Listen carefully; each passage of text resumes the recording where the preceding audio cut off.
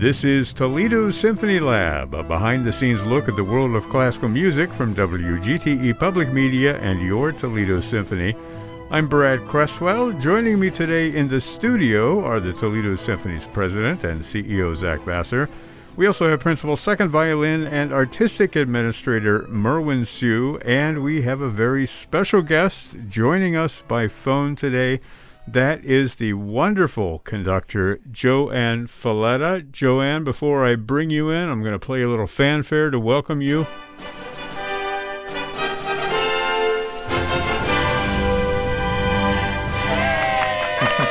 There we go. Welcome. Thank you. That's a wonderful beginning. Don't they play like a fanfare every time you come on stage, that sort of thing? Well, now you've given me the idea of this, Brad. I may have to do this. That's right. You have a little talk with the brass section of the Buffalo Philharmonic. JoAnn Falletta is coming to Toledo to conduct the TSO. The program is called New Year, New World. It's happening Saturday at 8 p.m. in the Toledo Museum of Art Peristyle. You can call the box office at 419-246-8000. You can also go online to ToledoSymphony.com and find out all about the concert there as well. Now, JoAnn, before we talk about the concert and the music we're going to hear on it, I want to be sure that our listeners have some background info on you. So I want to read the first part of your official biography, okay? And then I want to dig a little bit deeper. But this is what it says when I do a Google search on you. It says, multiple Grammy-winning conductor JoAnn Falletta serves as music director of the Buffalo Philharmonic Orchestra, music director laureate of the Virginia Symphony Orchestra, principal guest conductor of the Brevard Music Center, artistic advisor of the Hawaii Symphony Orchestra, and you were recently named one of the 50 great conductors, past and present, by Gramophone magazine. And I love this description here. You've been hailed for having Toscanini's tight control over ensemble, Walter's affectionate balancing of inner voices, Stokowski's gutsy showmanship, and a controlled frenzy worthy of Bernstein. And upon your appointment as music director of the Buffalo Philharmonic, JoAnn Falletta became the first woman to lead a major American ensemble. So that definitely deserves accolades right there. I imagine you've heard all that before, haven't you? I have. Thank you for saying it. Well, I just, the only reason I say it is because I want our listeners to know, what an event this is to have you come to Toledo and work with the Toledo Symphony. I mean, one thing I didn't mention is that you've got about 500 gazillion recordings out there, and we play a lot of them here at the radio station. So, for me, it's a personal honor to have you on the podcast today, but for the entire listening audience at large, it's really one of those must-see concerts. They have to come and engage. I mean, there's a lot of stuff on here that we're going to talk about that is definitely worth seeing in concert. But before we do all that, I wonder if you, JoAnn, could tell us a little bit more about your journey to becoming a conductor and when you first got into classical music. So this is taking you back, a little earlier than the bio that I just read. I wonder if you can tell us a little of that story. Well, it goes back to my 7th birthday, I guess. My father gave me a gift that really surprised me that day. He gave me a little classical guitar, and he had arranged for a lesson the next day. So that was the beginning of my life in music. I fell in love with that guitar, and I became completely involved in music. It was the most wonderful thing I could imagine. I just loved everything about that instrument. And then, my parents, seeing that how much I love music, started taking us to concerts, and my sister and myself, and that led to, lots of lessons, lots of studying, finally going to Mannes College of Music and Juilliard, and I never looked back. I just knew I was a musician from maybe a few days after I had that little guitar.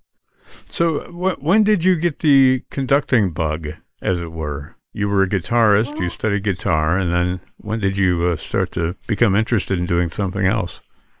It was at those concerts. I grew up in New York City, and we went to concerts a lot. And I remember one when I was probably 11, around 11. Yeah, we went to Carnegie Hall, and I heard Beethoven's Sixth played live for the first time.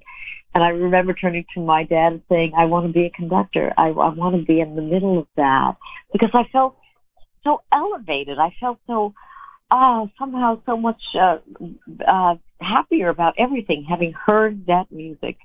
So I remember that concert very clearly. But of course, there were a lot of concerts, and I became totally fascinated by the orchestra. And again, I wanted to be the person that helped enable that to happen. Yeah. And that was when I started to think about it. Well, and you've also been a role model for so many other female conductors out there. I mean, you sort of broke the glass ceiling when you led the Buffalo Philharmonic. Were you cognizant at the time of the significance of that? Not at all. Not at all. When I started thinking about conducting and started studying, and that even at my time in school, I was not really aware of how rare it was for a woman to do this. I think at Juilliard I became more cognizant of it because there were people saying, "Can a woman really be accepted in this profession?" But by that point, I didn't want to look back, Brad. I mean, I couldn't look back. And this was my total focus of my life. I loved music, and I was not going to end my dream. And so I feel like I have been very lucky. Yeah. I'm really living my dream. That's what I wanted to do since age 11. And I was lucky that maybe I entered the conducting world just as the door was opening for women. Well, let's talk a little bit more about your conducting style, because conductors come in all different, flavors, as it were. You kind of came in a little bit later than the school of conductors that were kind of autocratic, and they ruled with an iron fist. I wonder if you could talk a little bit about your approach to working with musicians, the Buffalo Philharmonic in particular, and when you go out and do guesting spots like you're doing with Toledo Symphony, what motivates you, or what is your prime directive, as it were, when you engage with these ensembles? Well, there's one overriding hope that I have, and that is that I can sort of create a landscape where those musicians can be as excellent as they are, and that, I think, is the job of the conductor, to help things beautiful happen. So I'm very focused when I work with groups on who they are and their approach and their sound and their personality as an orchestra. And every orchestra has its own personality, because I think that's what's interesting about music. It's not static. It's always different. I mean, a performance with the Toledo Symphony will sound different than one with Virginia Symphony or Buffalo Philharmonic. And that's great. I mean, that's so exciting that musicians and their orchestras have characters, have a personality of their own. So I look for that, and I love exploring that. So yeah, I think the time of the autocratic conductor certainly passed. But that really means for me that we work more as a team. That I'm very aware of the talent around me. I mean, truly, Brad, the talent in an orchestra is astonishing when you think about how many years these people have studied their instruments, how many hours they've practiced in their lives. It's almost incomprehensible. It's overwhelming. And there I am in the middle of this unbelievable, gifted group of people. It's such an honor, and I'm aware of that all the time. But as the conductor, you are responsible for shaping the rehearsals, shaping the sound of the orchestra, bringing them all together, in other words, and helping things coalesce in a way that lets them be great. I need to bring in a little applause for that, because it's wonderful to hear somebody such as yourself talk in those terms of bringing out the talents, of the individual musicians. And I imagine every orchestra that you work with has their own sort of language, their own sound, and the ability to bring that out and identify that, I think is really remarkable. Merwin, did you want to? I just wanted to delve into that just a little bit, because I think it must be fascinating for somebody who has the experience of music directing multiple orchestras, but then also frequent guest work. And I think our listeners will be fascinated to like to kind of delve into the sense of orchestras having different personalities and characters. And, how long does it take for you to kind of get a sense of that character? Is it almost like this immediate thing, or do you kind of, after a couple of rehearsals, you have a better sense of what the musicians are like, or do you kind of feel like, oh, I know within the first 5 minutes? Well, not really the first 5 minutes, Merwin, but in the first rehearsal, I developed a very, very strong sense of what those musicians are like. First of all, I usually start the rehearsal by letting them play, like not rehearsing right away. I'll play the whole first movement of the Dvořák New World Symphony, and I'll be listening to them constantly. And I'll be watching them, too, because there's a lot of body language of musicians that tells you something about them. That tells you that the oboist would like to take a little more time in that phrase, or that the cellos might linger a little bit longer if you would let them do that, that they enjoy that, or that the basses like to be paid attention to. They don't want to feel like an appendage in the orchestra, that they're the ground of the orchestra. So listening constantly and watching how people relate to each other tells me a lot about how they are as an organization, as an ensemble, and how they feel about music. Yeah, basses take note, definitely. I'm going to do a quick follow-up with that. You mentioned like there's all of these little cues that you're taking from how people interact, and so many of these are nonverbal cues. Has that changed in the last couple of years when like people are masked and the distancing? Have you found that your antenna need to be attuned differently? You're right. You're very sensitive about that. I mean, it's been more difficult. I mean, of course, I spent a lot of time in 2020 with the Buffalo Philharmonic masked and distanced, and I knew them so well. So that was a little bit easier, spending that time together. But just conducting with an orchestra that you don't know wearing masks, that's a little harder. And you've got to really listen and watch their body language and watch their responses. And their eyes tell you a lot, too. But so maybe it's honed my way of really trying to tune into them. Yeah, and I think we've all gotten so used to looking at each other's eyes, to communicate that at this point it seems to have made a change that's going to stay with us, no matter what. Zach, you want to chime in here? I'm just fascinated, JoAnn, by the conversation we're having here. The question I had for you is whether you've noticed any regional or continental differences as you come into those new settings in orchestras for the first time, or is this indeed an international language? Yeah, internationally maybe. I mean, in our country, of course, probably in orchestras, there's such a mix of people who are coming from all over the United States. I mean, for instance, the Buffalo Philharmonic, I think we may only have 2 or 3 people who grew up in that area. Most of our musicians have come from other places in the country. So that I don't find as noticeable, except that the group itself develops a personality. For instance, in Buffalo, we play quite a bit behind the beat, and no one ever talks about it. And a new person coming in for the first time seems to understand that in about 3 minutes and finds their way in the ensemble. So there's some way of communicating nonverbally. In Europe, in Asia, there are different ways there are different styles, but for instance, I was always amazed in Germany at how much the musicians loved to rehearse. They would have many more rehearsals than we had, very often 8 or 9 rehearsals in a week, and they seemed to just love the rehearsal possibility, to play this music so many times. Other places are quite different. There are places, especially in Asia. When I went to Japan for the first time, I was helped to understand that the language I used had to be extremely respectful. And of course, you would do that in any case. You're respectful to these great artists, but in Japan it was even more important because of how they treated each other. And I thought that was a beautiful, beautiful thing to see.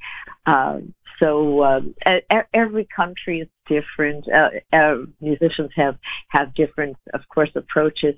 But, Zach, in the end, I always come back saying, it sounds like, just one of those things that people say that doesn't mean much, but music is an international language in that people understand music in the same way. I noticed this when I conducted in China, that the musicians would smile at exactly the same places in the music that the Buffalo musicians would smile. They'd struggle with exactly the same places. They laughed at exactly the same moments. So there's something about music that people understand regardless of their background and their language and even their schooling. There's something in certain people's DNA, the DNA of musicians, I guess. They just understand that.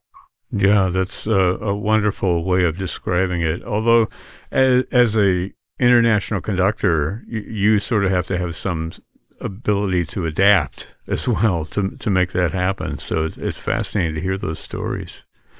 You guys have anything else that you want to ask her about this particular subject? Because I do have that little bit of guitar quiz. JoAnn, you were a guitarist when you began, so that inspired me to do a little classical guitar quiz. I've got 5 questions here, and we'll just throw out a couple right now, see how we do, okay? Okay. So the first question is this. Which of these old school celebrities was, in fact, a guitarist? Was it Albert Einstein? Was it Napoleon Bonaparte? Or was it Vincent van Gogh or Van Gogh, if you want to... Oh, my gosh. Yeah, wow. Which of those 3? And I get my information from the internet, so it could be totally unreliable. But well, I know that Einstein was a violinist and pianist. Yeah. So I'm going to say he wasn't a guitar. He had his hands full with other things he was doing. I would, just by the time that he was living, there's a chance that Napoleon Bonaparte was a guitarist, only because Europe was undergoing a great surge in interest in the guitar in that time. Yeah, that's it. I mean, this is like the most comprehensive quiz answer I've ever experienced. Actually, yes. JoAnn, did you perform in the Van Gogh immersive exhibition? We did. We took it over for one night. I don't know how many people have seen that exhibit. It's really beautiful and hard to explain. It's like moving paintings of Van Gogh surrounding you. But they have their own soundtrack, and I went to see it in New York City and thought, it's beautiful, but the music has nothing to do with that period. Yeah. So in Buffalo, we asked the Van Gogh people if we could take it over on a Monday, when they were closed. And they said, okay, yeah, we'll give it to you on a Monday. And we put together our own soundtrack of French music. Wow, and it was one of the most beautiful experiences I've ever been in the middle of. And musicians and the girl with the flaxen hair and Debussy and Ravel, all of these beautiful pieces from that time. So, it was really fun for us. Yeah, and of course I had that completely in mind when I was putting together this quiz, right? No, I didn't. JoAnn, I just saw that exhibit myself in Portland, and I was struck by exactly what you had identified. The soundtrack had nothing to do with the paintings. There was a string quartet performance of Simon and Garfunkel at one point that it was beautiful but odd. But I would just love to hear that music paired. Brilliant idea. It was quite beautiful to do those pieces, that we don't always do, just one right after the other. Yeah. It was a good experience. Let's do one more question here in my little 5-question quiz, and then I want to talk about some of the music on the program that we're going to hear. So here's the next question. Is who is known as the father of the classical guitar? Was it Francisco Tárrega, Was it Joaquin Rodrigo or was it Fernando Sor? Which one is known as the father? I think Fernando Sor. Yeah, that's what I always thought too. And I'm okay. You're right. I'm just going to go with that. I found a couple of internet sources that said Francisco Tarrega, but Fernando Sor, Padre Sor. I mean, he certainly was very influential. I guess for me, Sor came to mind because he has so many methods and so many studies.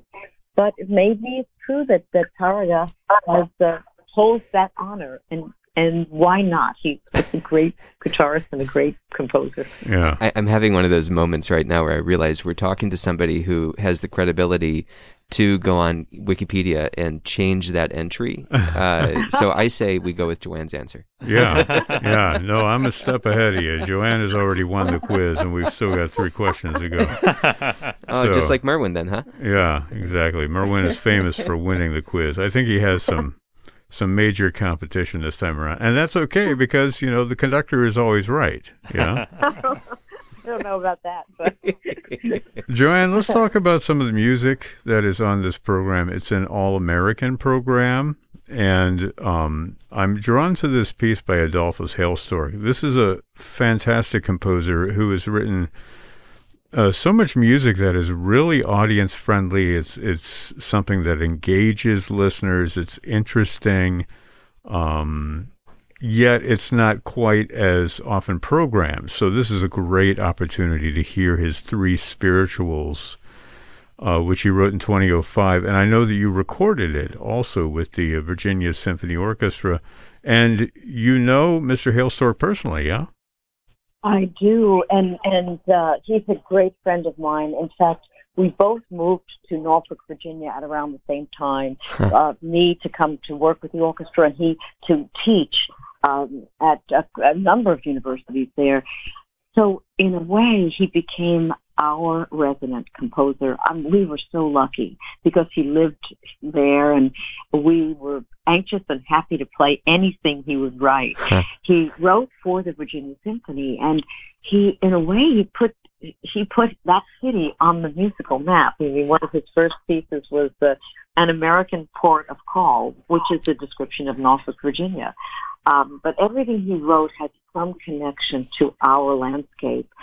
So I played a lot of his music, and I thought it would be so nice to bring him to Toledo because this is his 80th birthday year. Yeah. And he's not only a wonderful composer, he's a wonderful human being. His music exudes a kind of warmth, a kind of unifying force, a kind of collective friendship between people. And this one is very beautiful, going back to 3 spirituals that he loved. So I'm delighted to introduce him perhaps to some audience members. Yeah.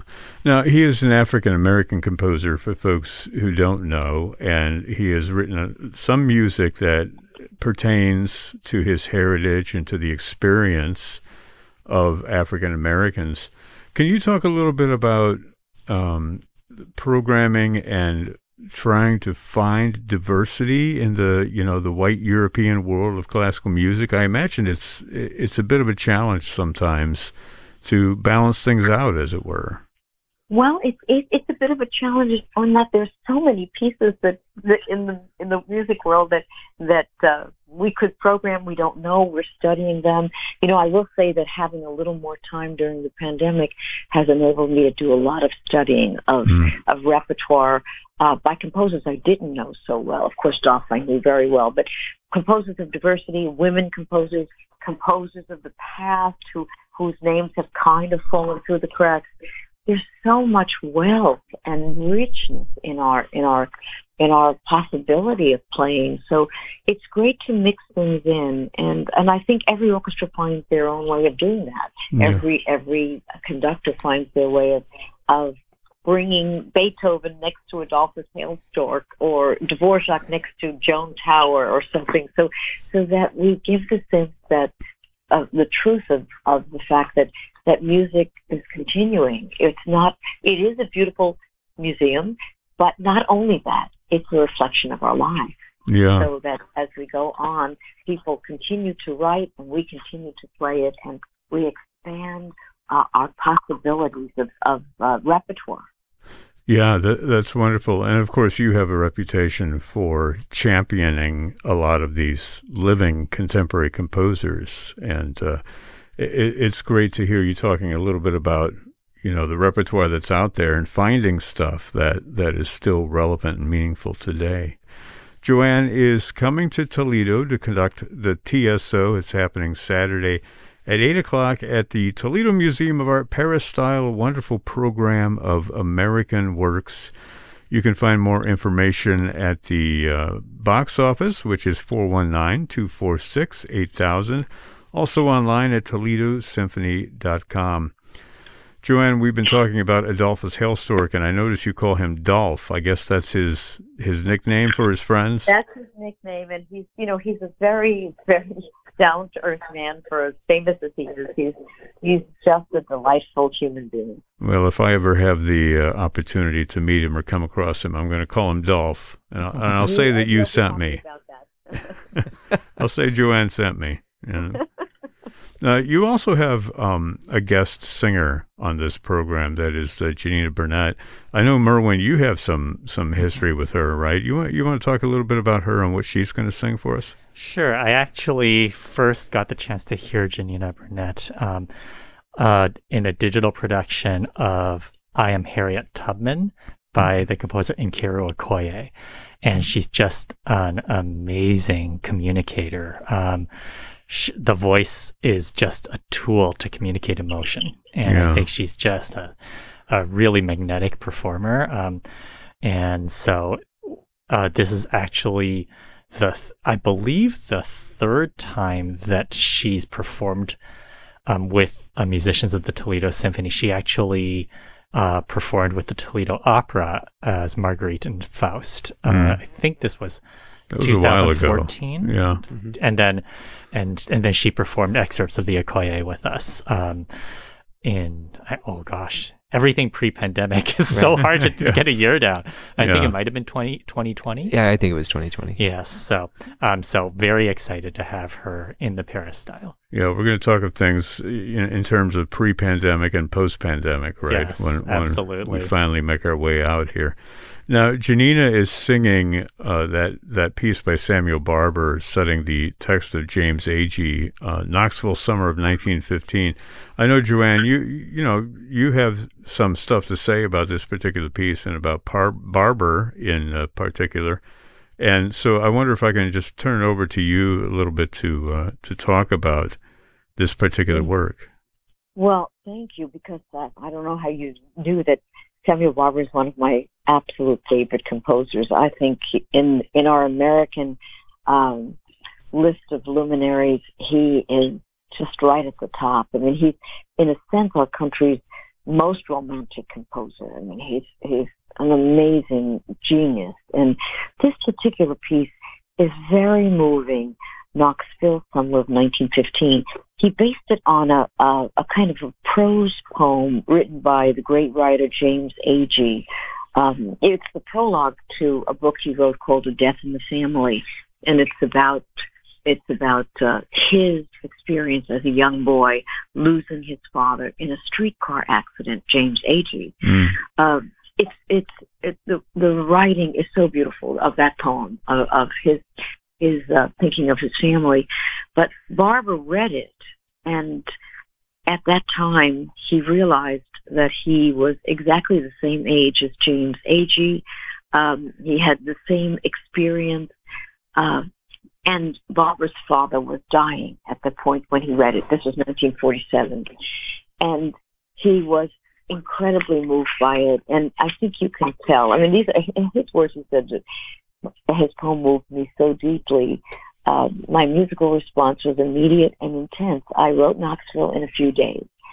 And I think you can only do that when you're in the middle of some emotion that's so poignant for you. So you can hear that in the piece. The soprano becomes this young boy. They're 5 years old when he lost his father, James Agee, talking about the beautiful life he had as a child, the security, the love, the family around him, and missing them. And it's just a perfect piece.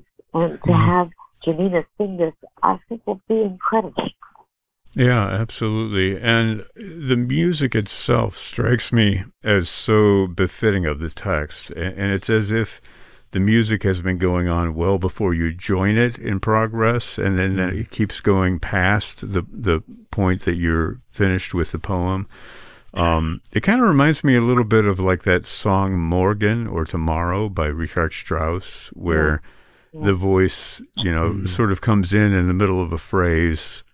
There's that same kind of feeling to it. It's just pure genius all the way through. I think you're right. I mean, there is a sense of the eternal about it. As if he's understanding, Barber is understanding and conveying the sense of life unfolding and people passing and new people coming in, but it's all being interconnected, especially to our parents. So it's a very, very special experience to hear this work, and I imagine some people might be hearing it live for the first time. Yeah, and certainly a piece of music that I think has taken on even more relevance and importance in the wake of the pandemic and people's experience with the pandemic and with relatives being affected by it as well. I think it'll be a really cathartic experience for some of our listeners. Let's talk a little bit about Dvořák, because you've also got this, I mean, it's a great big huge work, the Symphony No. 9, Symphony from the New World. For people that don't know the story, maybe you can give us a little background on this piece. Yeah, well, you mentioned, Brad, that this is an all-American program, and you're absolutely right. Even though Dvořák, of course, was Bohemian, but he belonged to us. Dvořák came to the United States to actually teach young American composers. That's why he was brought to New York City, to the conservatory there, to start an American school of music in the late 19th century. And Dvořák never did anything halfway. He invested himself completely in this experience, studying Native American music, studying African American spirituals, learning as much as he could so that he could help young American composers find their voice. And this is a perfect way of showing that, because he wrote this piece while he was in the United States.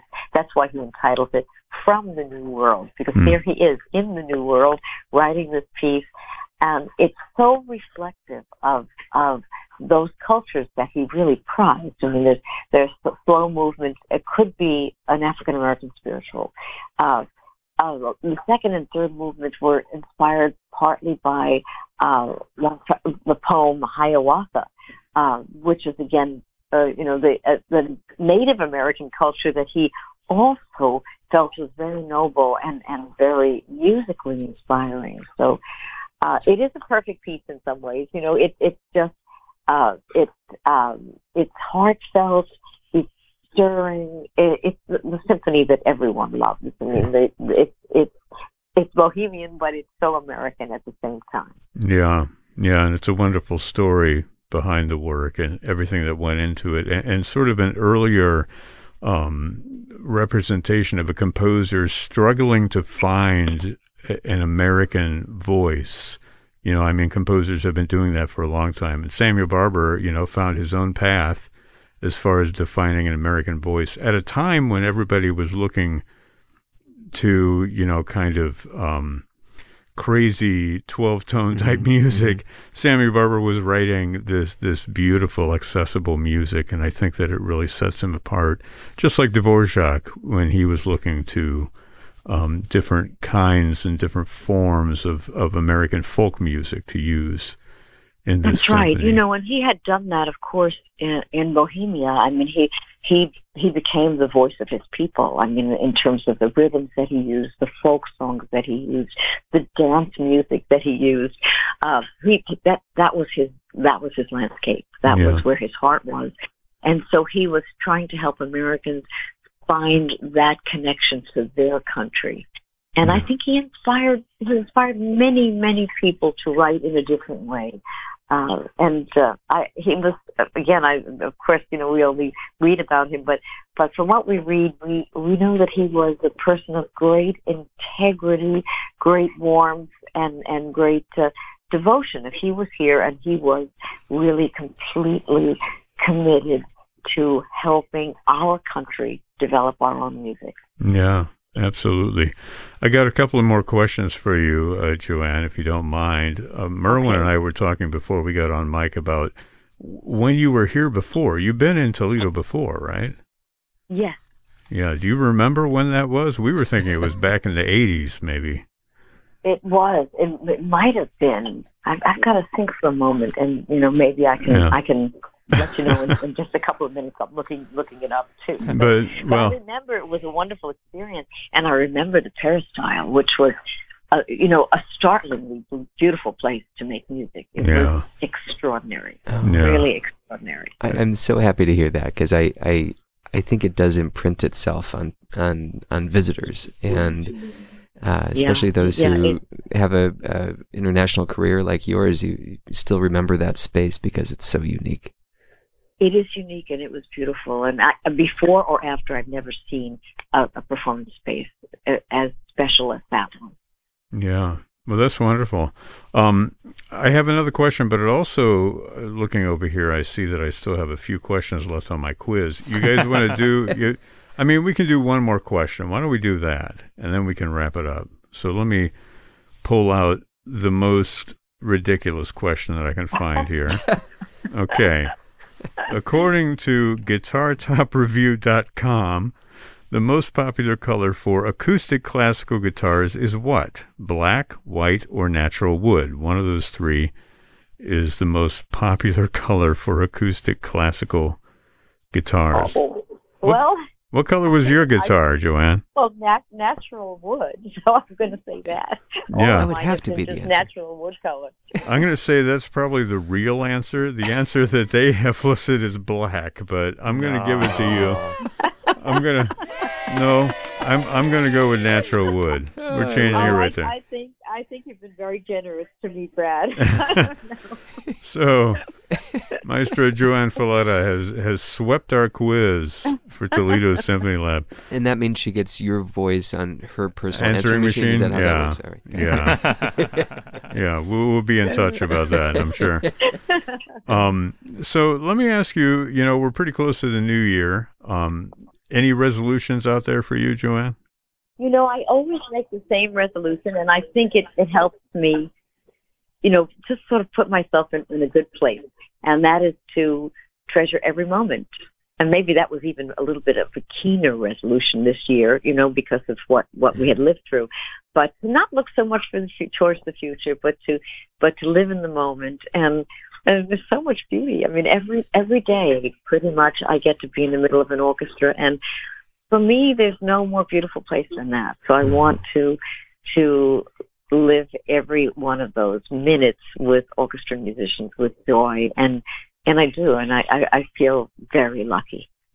JoAnn Falletta is coming to Toledo to conduct the Toledo Symphony. It is a program called New Year, New World, Saturday at 8 p.m. in the Toledo Museum of Art Peristyle. More information through the box office at 419-246-8000. Also, tickets are available at toledosymphony.com. This program is a production of WGTE Public Media in collaboration with our sponsor, the Toledo Symphony, with generous support from the Rita Barber Kern Foundation. You can download episodes of our program as a podcast by going to our website at wgte.org/lab.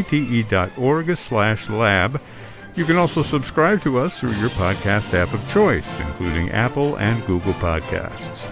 Don't forget to check out all the upcoming events at the Symphony by visiting their website, that's at toledosymphony.com, and their various social media outlets on Facebook, Instagram, and Twitter. You can find the TSO's streaming platform online at stream.artstoledo.com. My thanks to Zach Vassar, Merwin Sue, and especially to our guest, JoAnn Falletta. I'm Brad Cresswell. This has been Toledo Symphony Lab from FM 81.